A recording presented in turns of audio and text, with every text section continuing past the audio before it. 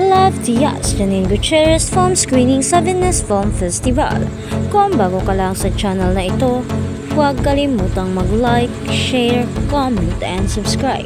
At huwag kalimutang pindutin ang notification bell icon para maging updated ka sa bawat upload nating video.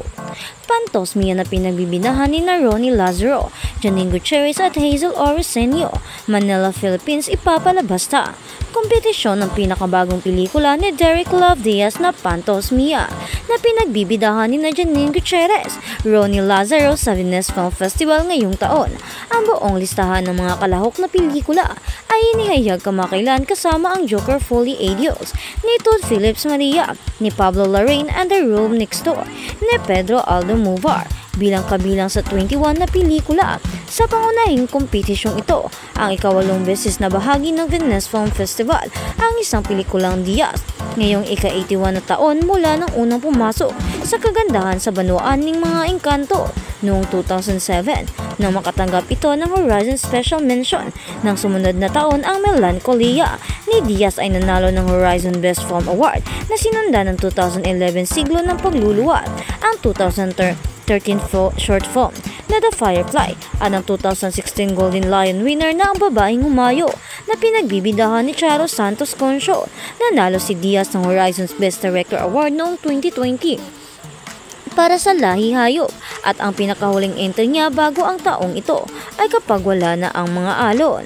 Noong 2022, ang direktor din ay nag-produce, nagsulat, nag-shoot, nag-edit at nagtrabaho sa production design ng Pantosmia na pinagbibidahan ni Hazel Orisenio, Paul Jake Pauli, Dong Abay, RG Ababon, Allen Alzola, Heart Puyong, Mexico Mea, Vince Macapobre, Tony Go, Lor Vinuevo at Edric Alcontado. Sinabi ng isang buod para sa pelikula na ang karakter ni Lazaro ay may paulit-ulit na misteryong problema sa olfaktoryo na pinaniniwalaan ng isang tagapayo na isang multo na amoy dulot ng trauma.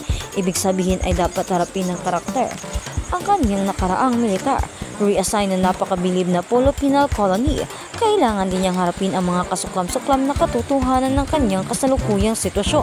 Tulad ng karamihan sa mga pelikulang Diaz, ang runtime ng Pantosmia ay umuusad sa 244 minuto o mahigit 4 na oras lang. Sa isang Instagram post ni Gutierrez sa isang panaginip ang makapunta sa Venice at nagpahayag na kanyang pasasalamat sa team ni Diaz at sa lahat ng dati niyang collaborator. All I ever wanted is to make good projects and I am just so thankful that all the work has led me here. Part of another story that showcases our filmmaking to the world, Filipino filmmaking. Dagdag ng aktres, ang iba pang mga pelikulang papalabas sa kompetisyon sa Venice Film Festival ngayong taon ay ang Beetlejuice, Waltz 7 episode ng Disclaimer at isang special na screening ng Master and Commander, The Far Side of the World.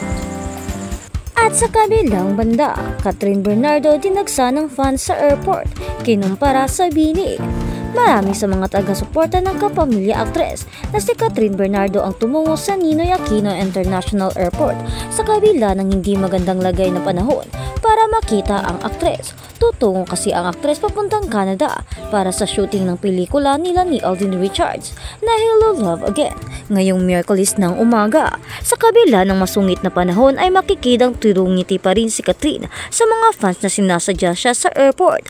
Marami rin ang personal na nagpaabot ng kanilang mensahe na mag-ingat ang dalaga at ipagdarasal ang kanyang safe flight dahil kasagsagan ng bagyong Karina. Sa ibinahaging ulat ng ABS-CBN News ay makikitang simple lang ang get-up ni Catherine. Nakapusod ang buhok nito at tila wala ang light lang ang makeup. Marami naman sa mga netizens ang hindi maiwasang makumpara ang dalaga sa sumisikat na Nations P-pop group na BINI. Ang main comparison ng mga netizens ay ang outfit ng mga dalaga dahil walang kahit na anong pagtatakip gaya ng cap o mal si Catherine. Matatanda ang naging viral ang BINI matapos usisain ng netizens ang outfit nito mo nung saan balot na balot at tila ginagaya raw ang sikat na Korean idols. Ito nga si Catherine super sikat pero di man lang nagmasik o ita katauhan niya. Pero ang BINI, haha, ayaw ko nang magtok, saad ng isang netizens. Comment naman ng isa, sikat pero hindi siya nagmask pero yung BINI hindi pa nga masyadong sikat, todo takip na ng mask. Maganda kasi si Catherine kaya hindi na kailangan itago yung muka, hirit naman ng isa. Samantala, wala namang pahayag o reaksyon ang BINI maging sikat hinggil sa pagkukumpara ng madlang people sa kanilang hitsura. At sa kabilang balita naman, Aiko Melendez ready to help pa rin kahit inanod ang kotse ng anak. Bilang public servant ng 5th District ng Quezon City, si Konsihala Aiko Melendez ay ang kaligtasan ng kanyang mga nasasakupan ng inuuna niya at nakita namin ang post niya kaninang umaga na nakahanda na ang Team AM sa pagtulong sa mga inabot ng baha.